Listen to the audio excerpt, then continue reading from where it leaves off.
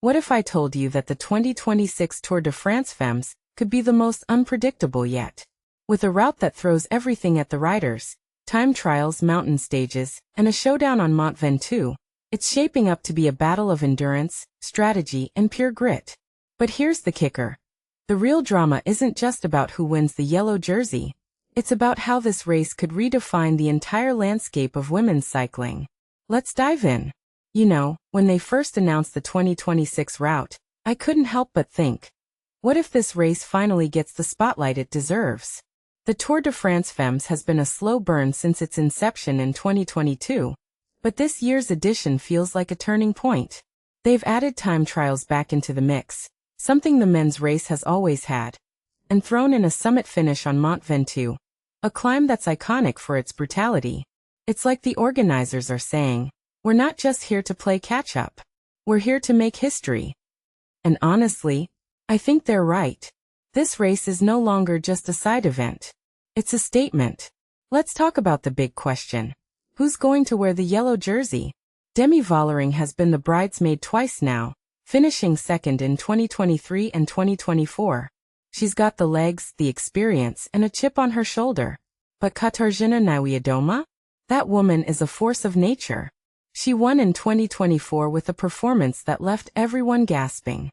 And don't sleep on Pauline Ferrand-Prévot. She's France's answer to the podium, and she's hungry. But here's what's fascinating. Vollering isn't just chasing the overall. She's daring to take the lead. Why? Because this route is tailor-made for her. The time trials, the hilly stages, the GC battles, it's all in her wheelhouse. And if she can crack the code on Mont Ventoux, she might just be unstoppable. Now let's zoom in on stage 8. Cisteron to Nice. On paper, it's a flat stage, but that's where the chaos begins. The final 10 kilometers? A sprinter's nightmare. A small climb, then a 13% ramp that'll turn the peloton into a frenzy. You think it's just about speed? Think again. Positioning matters. If Vollering or Niewiadoma can get into a small group, they'll be the ones dictating the pace. But here's the twist. Lorena Wiebes, the sprint queen, isn't just a bystander. She's not a climber, but she's got the legs to survive. If the race comes down to a sprint, she'll be the one to watch.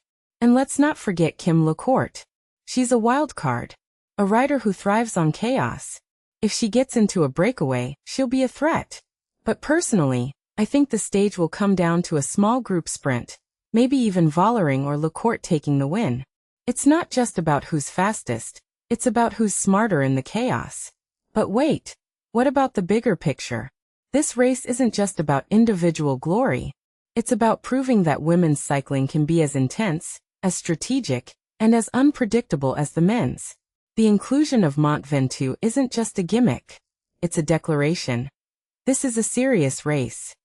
And with the time trials back in, we're seeing a shift in how teams approach the overall classification. It's no longer just about climbing. It's about versatility.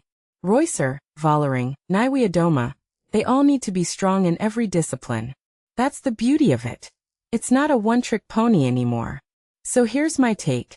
The 2026 Tour de France Femmes is more than a race. It's a movement. A chance to show the world that women's cycling isn't just about catching up. It's about leading. And if Vollering finally takes the yellow jersey, that'll be the moment we all remember. But if Niewiadoma dominates the mountains, that'll be the moment we realize how deep this competition really is. Either way, one thing's certain. This race is going to be legendary.